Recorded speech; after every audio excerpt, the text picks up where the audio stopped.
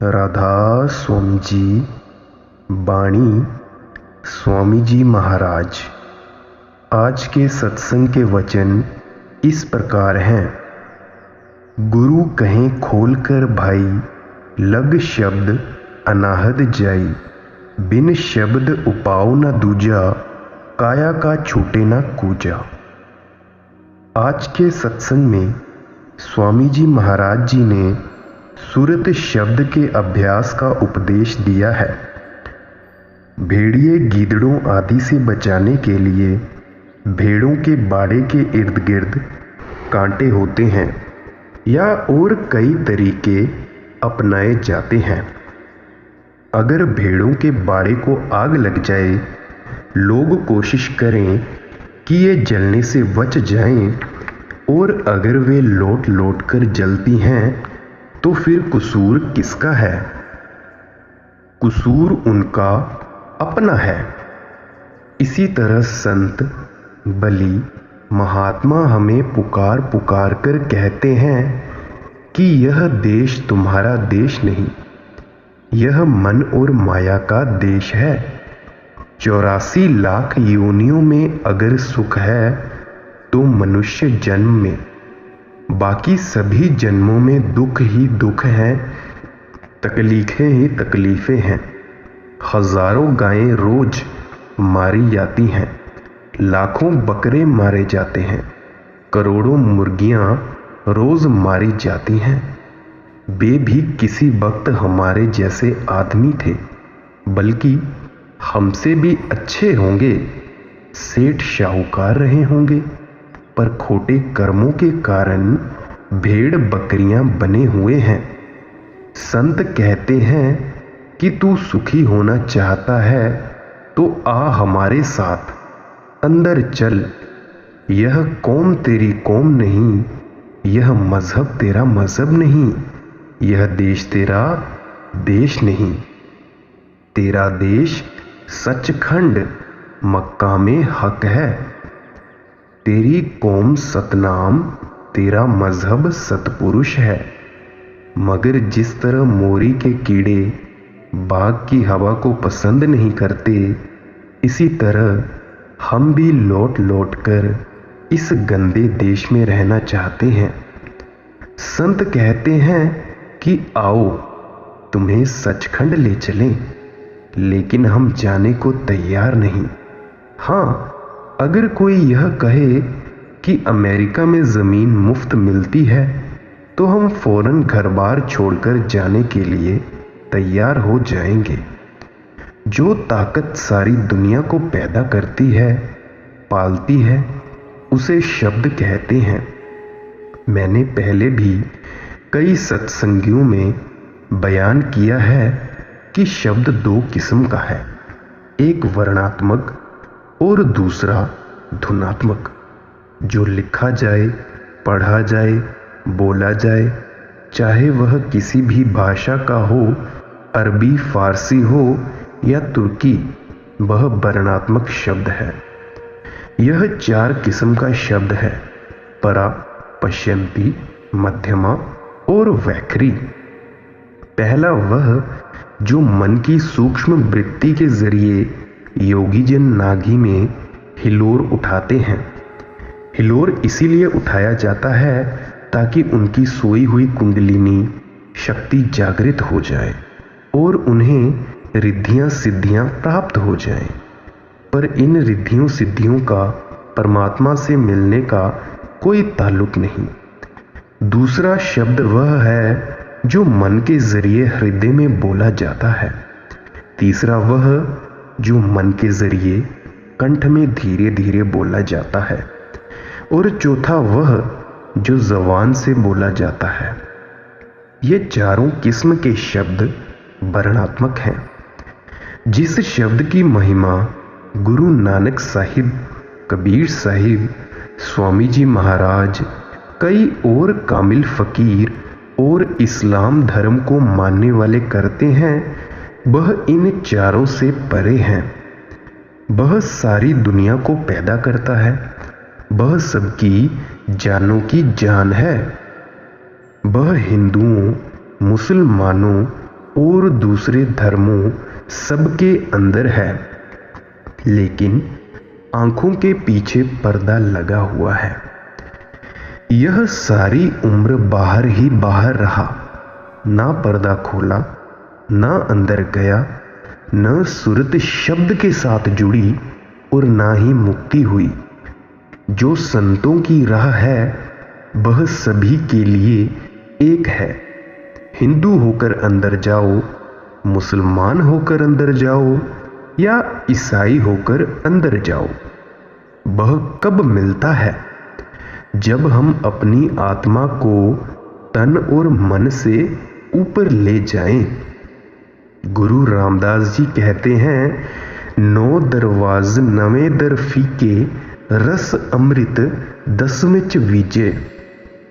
यानी हमारे 9 दरवाजे हैं, 2 आंखें, 2 कान, 2 नाक के सुराख, मुंह वगैरह। 9 दरवाजे छोड़कर 10वें में जाओ। वहां जो शब्द है वह धुनात्मक है। वह धुनात्मक यानी लिखने, पढ़ने, बोलने में आने वाला नहीं है। जब हम किसी महात्मा से राह लेकर अंदर चढ़ें तो आत्मा महसूस करती है। गुरु नानक साहिब कहते हैं, शब्दै धरती शब्दै आकाशु। यानी शब्द ने धरती बनाई है, शब्द ने ही आकाश बनाया है। शब्दै शब्द हुआ परगासु। जो कुछ बना है शब्द ने बनाया है, बल्कि यह प्रकाश भी उसी का है। प्रकाश ही नहीं बल्कि वह खुद प्रकाश है। सारी सृष्टि शब्द के पाछ है, सब कुछ उसके आश्रय है। अब शिष्य पूछता है कि जिस शब्द की आप तारीफ कर रहे हो वह कहाँ है? तो गुरु नानक साहिब फरमाते हैं, नानक शब्द घटै घटी आछै। यानी शब्द सभी के अंदर है। चोरों, ठगों, बदमाशों के भी अंदर है। वे बाहर बैठे हुए हैं, उन्हें कोई फायदा नहीं। सभी मजहबी किताबों में शब्द की महिमा भरी पड़ी है, पर असल में वो शब्द नहीं, शब्द आपके अंदर है। अब स्वामी जी महाराज कहते हैं कि तू अपनी आत्मा को उस शब्द के साथ जोड़ दे। अगर तू उसके साथ आत्मा को जोड़ देगा तो तुझे सुख क्यों नहीं मिलेगा? जरूर मिलेगा। जो बाहर के बाजे हैं वे घंटे 2 घंटे बजकर बंद हो जाते हैं। जो आपके अंदर है वह कभी बंद नहीं होता। अनाहद का अर्थ है जिसकी कोई हद ना हो। वह शब्द, वह कलामे इलाही है, वह अखंड है। सच्चा कीर्तन सच्ची गुरबाणी है। मगर क्योंकि मोरी के कीड़ों को मोरी प्यारी है, इसी तरह हमारा मन भी अंदर कीर्तन होते हुए भी इस दुनिया में जज्ब हो गया है। अब हम इस देश से निकलना पसंद नहीं करते। हमारा बड़े से बड़ा कोई दुश्मन है तो मन है।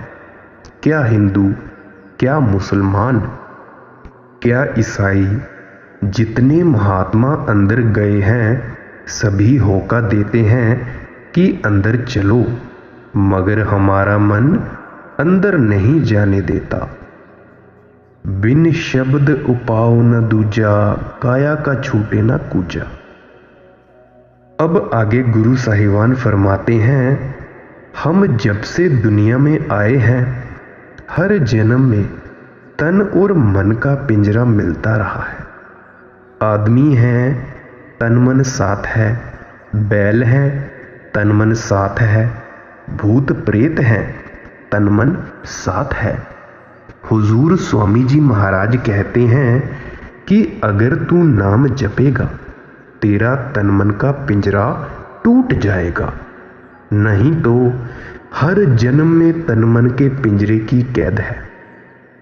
अब आगे फरमाते हैं कि यह पिंजरा बिना शब्द के नाश नहीं होता। बिना नाम के इस दुनिया में मुक्ति का कोई वसीला या साधन नहीं। करोड़ों किताबें, करोड़ों ग्रंथ, वेद शास्त्र पढ़ लो, करोड़ों योग अभ्यास कर लो, जब तक आत्मा अंदर ना जाए, पर्दा ना खुले, मालिक नहीं मिलता।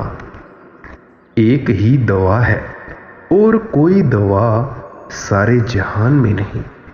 अगर हिंदुओं ने खाई है तो यही, अगर मुसलमानों ने खाई है तो भी यही। पैसा खर्च नहीं होता। अब संत कहते हैं, अगर तू हमारे कहे अनुसार अंदर जाए, तेरे अंदर खंड ब्रह्मांड है, कुल मालिक भी तेरे अंदर है, तू उन्हें देख।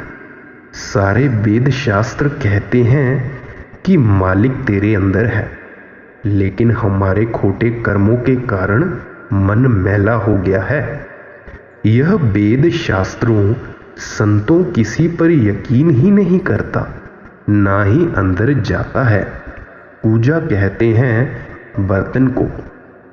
करोड़ों प्रलय महाप्रलय हो गई। यह तन मन का कूजा हमारे साथ है। चाहे किसी योनि में भी जाओ, स्वर्गों में, नरकों में जाओ, तन मन साथ है। करोड़ों जन्म हो गए, हमारी इस जेल खाने से रिहाई नहीं हुई। संत कहते हैं कि तुम्हारे अंदर नाम है जो जन्म मरण खत्म करवाता है। अब यह दवाई तुम्हारे अंदर है, बाहर से कोई चीज नहीं लानी। हमारे वेद शास्त्र कहते हैं कि वह हमारे अंदर है।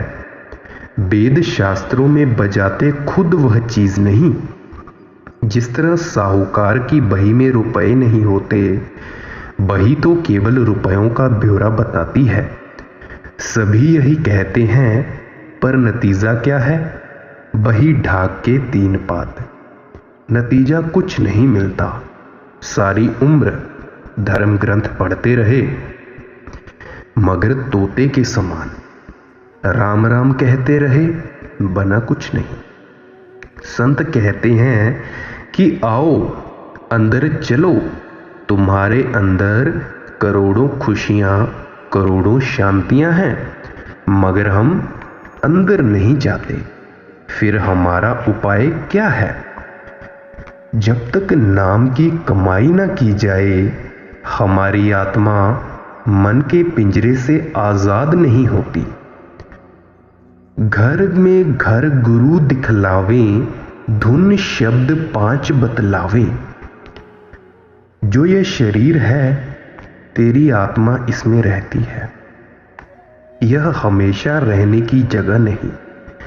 यह किराए का मकान है, तुझसे छीन लिया जाएगा। सब इसे छोड़ देते हैं, हमें भी छोड़ देना है। संत कहते हैं कि इस घर से होकर उस घर में चला जा। यह घर रहने वाला नहीं। अगर इस घर को छोड़कर उस घर में चला जाए तो तुझे हमेशा के लिए सुख हो जाए। वह लाफानी है, वहां पहुंचकर फिर ना आना है और ना ही जाना है। जब वे संत हमसे कोई तनख्वाह नहीं लेते, मजदूरी नहीं लेते, वे कहते हैं कि आओ तुम्हें ले चलें, फिर भी हम ना जाएं तो कितने अफसोस की बात है। वे कहते हैं कि ऐ पुरुष, तेरे अंदर 5 नौबतें, 5 कलमे, 5 शब्द हो रहे हैं। तू अपनी आत्मा को उन कलमों के साथ जोड़ दे। 5 शब्द का भेद ही शम्स तबरेज, मौलाना रूम, मदन दास जी, गरीब दास जी, ख्वाजा हाफिज जी का था। अन्य मुसलमान फकीर जो भी मालिक से मिले हैं, 5 शब्द के जरिए ही मिले हैं।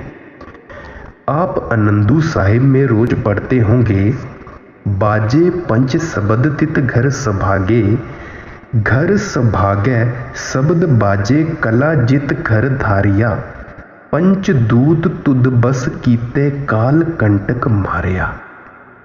यानी जब तू शब्द की लज्जत लेगा तो 5 दूत काम, क्रोध, लोभ, मोह, अहंकार काबू में आ जाएंगे और जो काल की सीमा है तू उसके पार हो जाएगा। बेणी जी कहते हैं, पंच शब्द निर्माइल बाजे, ढुलके चवर शंख घन गाजे। कि 5 शब्द इसके अंदर हो रहे हैं।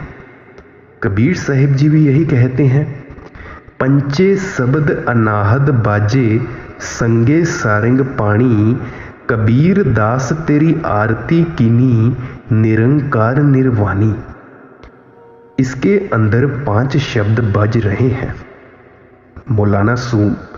मौलाना रूम साहिब जी भी यही कहते हैं, ब हफ्तम चरख नौवत पंचदारी, चू खैमा जी शश जिहद वरकंदा वाशी।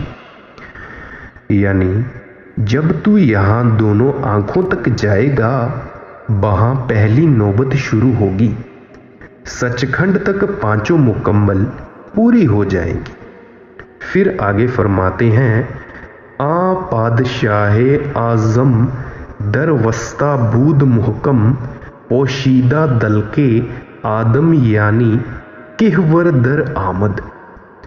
यानी उस खुदा ने आंखों के पीछे पर्दा लगाकर हमें बाहर निकाल दिया है। कहते हैं, फिर वह दरवाजा किस तरह खोलता है? वह आदमी का चोला पहनकर उपदेश देकर दरवाजा खोलता है। वह क्या जवाब देता है? खामोश ओ पंच नौवत विष्णु जी आसमाने, क आम आसमाने वैरूम जा हफत ओ ईशश आमद। यानी तेरे अंदर 5 शब्द बज रहे हैं। यही कई मुसलमान फकीर कहते हैं। यह नहीं कि हिंदू गए हैं मुसलमान नहीं गए, या ईसाई गए हैं सिख नहीं गए, या इसी तरह नहीं, सब गए हैं। एक ही नियम है जो युगों युगों से चला आया है और चलता रहेगा। सभी गुरु, सभी कामिल फकीर, महात्मा कहते हैं कि तेरे घट में 5 शब्द हैं। बाहर तलाश ना कर, अंदर जा और पर्दा खोल। धुन में अब सूरत लगाओ, इस घर से उस घर जाओ। यह दुनिया हमारा घर नहीं, यह तो सारा मन माया का देश है। हमारा घर सचखंड सतनाम है। हम उस समुद्र की बूंद हैं। कहते हैं, इस वजूद में अभ्यास करके वहां पहुंच जा। वह ना प्रलय में ढहता है ना महाप्रलय में, इसीलिए उसका नाम सतनाम है। आसान से आसान रास्ता है। ना कामकाज का हर्ज होता है, ना कौम का और ना मजहब का। नाम में कशिश है, लज्जत है। अगर आप अपनी आत्मा को उसके साथ जोड़ दो तो वह खुद ब खुद खींच लेगा और आपको वहां ले जाएगा जो आपका असली घर है, और किसी साधन की जरूरत नहीं। अब सवाल पैदा हुआ कि वह घर कैसा है? वह घर है अगम अपारा, 10वें के पार निहारा।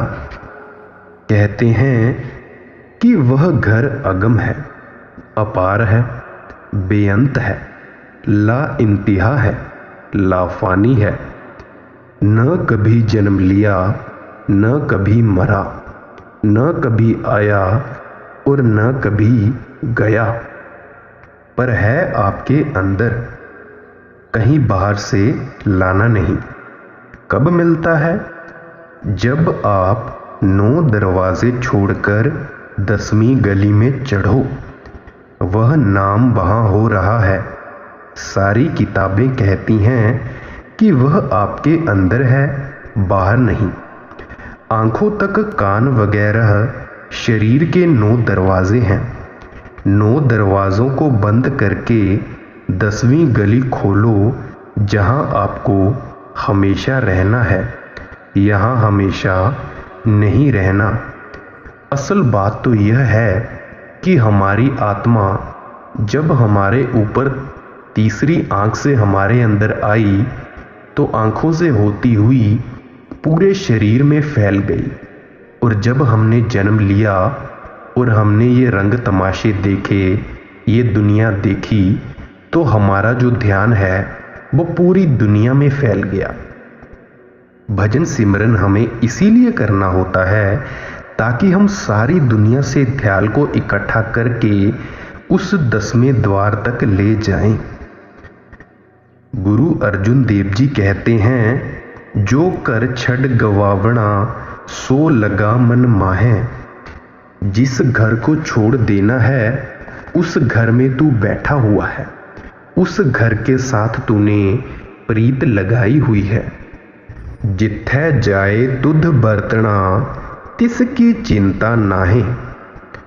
जिस घर में तुझे रहना है उसकी कोई फिक्र ही नहीं, यानी तू अज्ञान के अंधकार में पड़ा हुआ है। 10 द्वारा घट चढ़ खोलो, सत्य शब्द अधर पै तोलो। कहते हैं कि जब 10वां द्वार खोलोगे, अंदर प्यारी से प्यारी रागनी, प्यारे से प्यारा शब्द हो रहा है। घट का अर्थ है घड़ा। यह जो हमारा सिर है यह उल्टा घड़ा है। जब ऊपर जाओ, शब्द धुनकारें दे रहा है, उसे सुनो। जितनी भाषाएं हैं सब फना यानी नाशवान हैं। यह जो हम और आप बोलते हैं यह भी फना है।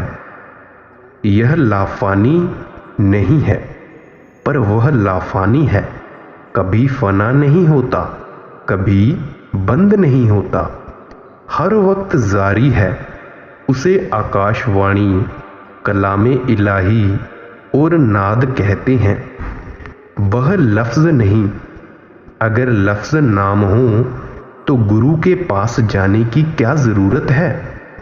कहते हैं 9 दरवाजे खाली करके अंदर चढ़कर 10वीं गली में से होकर 10वें द्वार यानी पार ब्रह्म में आ जाओ। फिर तुम्हें पता लगेगा कि तुम कौन हो, तुम्हारा मालिक कौन है। मतलब कि तुम्हें जन्मों जन्मों की खबर हो जाएगी। बिन मेहर गुरु नहीं पावे, बिन शब्द हाथ नहीं आवे। वह शब्द हरेक आदमी के अंदर है। चोरों, ठगों, बदमाशों सभी के अंदर है।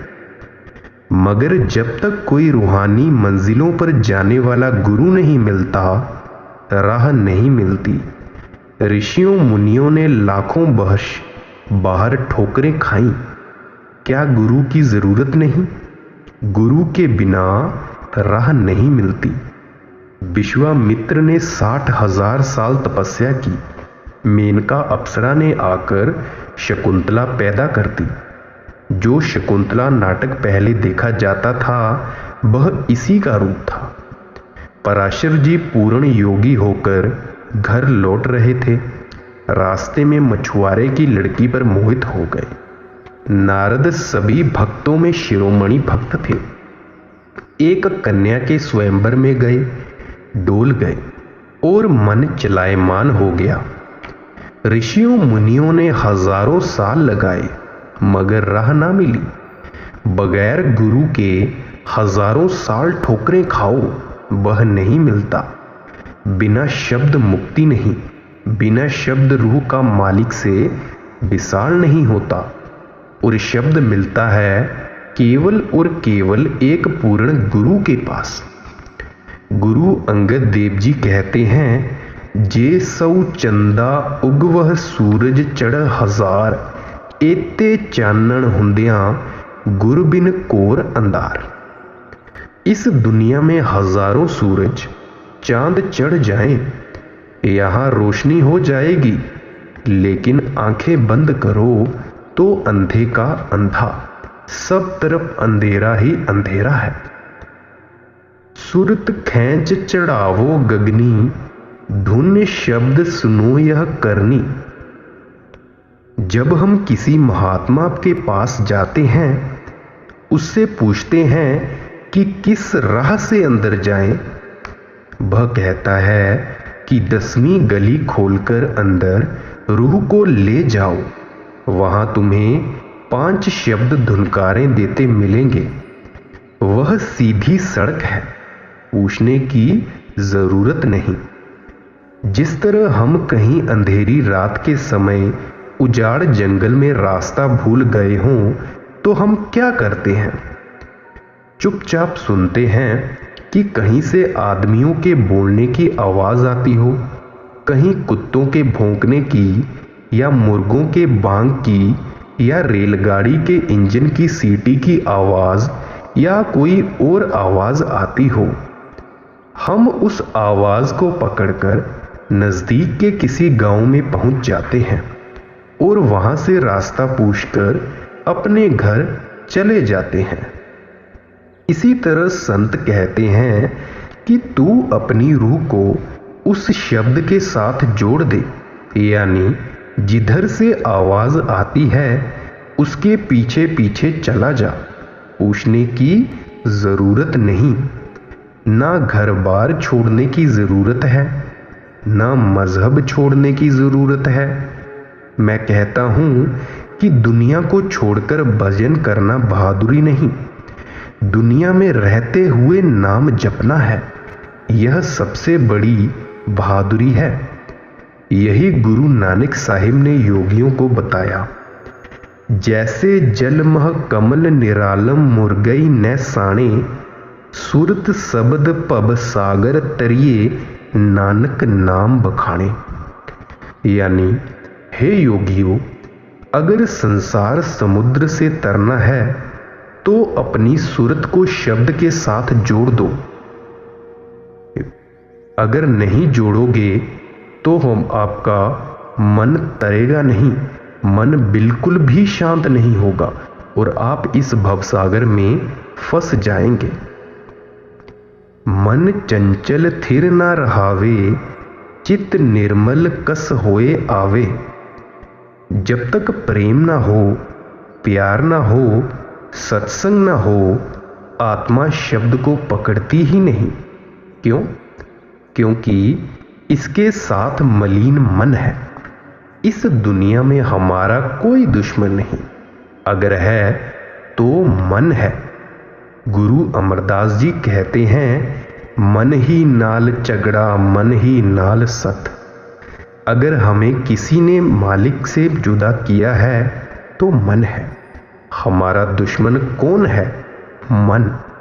उसने हमसे हीरे जवाहरात छिपाकर हमें विषय विकारों में भुला दिया है। हम संतों के पास जाते हैं, कामिल फकीरों के वचन सुनते हैं, पर कभी मानते भी हैं? इस कान में पड़ा, उस कान से निकाल दिया। फिर शिकायत करते हैं कि रूह नहीं चढ़ती, मन नहीं लगता।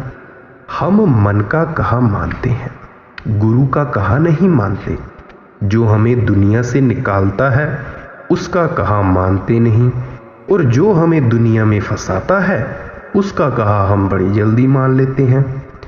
अगर मन झूठ भी कह दे तो भी उसका कहा मानते हैं। महात्माओं ने इसे बड़ी मुश्किल से वश में किया है। थोड़ी मेहनत से यह वश में नहीं आता। एक कहानी है कि एक मुसलमान फकीर था। एक दिन भजन में उसका मन ना लगा, नाम की लज्जत नहीं आई। कहता है कि तुझे पूरा साल गर्म पानी पिलाऊंगा। फिर कहीं जाकर मुश्किल से लगा। हम थोड़ी देर बैठकर उदास हो जाते हैं और भजन छोड़कर उठ खड़े हो जाते हैं। जो महात्मा हमसे कौड़ी नहीं लेता और हमारा बोझ भी उठाता है मगर जरा भी नहीं कहता कि मैंने तुम्हारे लिए क्या क्या किया, उजाड़ों पहाड़ों में साथ है, मौत के वक्त सामने आ खड़ा होता है, इससे बड़ी दया क्या हो सकती है। अगर हम दाता के घर ना पहुँचें तो मिलेगा क्या? कुछ नहीं। मैं कहता हूँ कि आप सभी भजन करो, अगर अंदर ना गए तो आकर सतगुरु को पकड़ो, सतगुरु जिम्मेदार है। जब आप अंदर जाओ सतगुरु को प्रत्यक्ष करो, 9 दरवाजे छोड़कर जीते जी मरो, वह तो दोनों हाथों में लिए दात खड़ा है। संत महात्मा दात देने के लिए ही आते हैं, मगर हमारे खोटे भाग्य कि हम लेते नहीं। अब बहुत बार ये मजमून आता है, कई सत्संगी कहते हैं कि जो कुछ करना है वो सतगुरु को ही करना है। तो एक बार सत्संगी ने सतगुरु से यही पूछा कि सतगुरु कि जो कुछ करना है वो आप ही करते हो। तब सतगुरु ने उत्तर दिया कि आप अपने ऊपर बोझ नहीं लेते, गुरु पर डालते हो, यह बात ठीक नहीं। उन्होंने कहा कि जब वह समझाते हैं कि आ अंदर चल, यह अंदर ना जाए, इसका अपना कसूर है। एक महात्मा थे, एक आदमी उनके पास जाया करता था। एक दिन कहता है कि महात्मा जी, जब आप चढ़ाई करने लगें तो मेरे लिए भी 2 गज जगह रख लेना, यानी मुझे भी साथ ले जाना। जब महात्मा के चोला छोड़ने का वक्त आया तो उन्होंने उसे बुलाकर कहा, भाई तू भी तैयार हो जा। वह कहता है, मेरे छोटे छोटे बाल बच्चे हैं, मैं अभी नहीं जाता। दुनिया को छोड़कर मालिक से मिलना बड़ा मुश्किल है। इसी तरह एक और कहानी है। एक बुढ़िया थी, उसकी इकलौती जवान लड़की थी। इत्तेफाक से क्या हुआ कि वह लड़की सख्त बीमार हो गई। बहुतेरा इलाज किया मगर फायदा ना हुआ। बुढ़िया कहने लगी कि परमात्मा, इसकी जगह मैं मर जाऊं, यह बच जाए।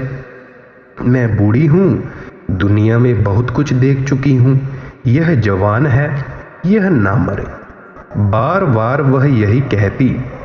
एक बार कहीं बाहर का दरवाजा खुला रह गया। एक गाय कहीं से छूटकर अंदर आ गई। रास्ते में एक देग पड़ी हुई थी। गाय ने खाने के लिए उसमें मुंह डाला, उसके सींग फंस गए। लगी घबराकर इधर उधर दौड़ने। अब देग का काला हिस्सा सामने था। जब उसने 2-4 चक्कर लड़ाए तो बुढ़िया डर गई, समझी कि मौत का फरिश्ता आ गया। वह फट से कहने लगी, मैं तो बूढ़ी हूं, लड़की यह पड़ी है, उसे ले जा। यह बाहर से बातें करता है, अंदर नहीं जाता। कहने को तो राम राम या यशु यशु या गुरु नानक देव जी या वगैरह और भी कई संतों के नाम आप लेते हो, बट ये आपको पता है कि आप अंदर से कितना उसे मानते हैं। जब तक आपको अंदर वो शब्द नहीं मिलता, आप कमाई नहीं करते, तब तक यह मन मैला है, बेईमान है, हमारा दुश्मन है। यह हमें अंदर नहीं जाने देता। हम इसके साथ प्यार किए बैठे हैं। जो दुश्मन के साथ प्यार करे वह सुखी कब हो सकता है? मन को वश में करने की अगर कोई दवा है तो एक ही है। वह कौन सी है? वह है नाम, सतगुरु जो दात बख्शता है। चाहे दुनिया की करोड़ों लज्जतें दे दो, मन काबू में नहीं आता।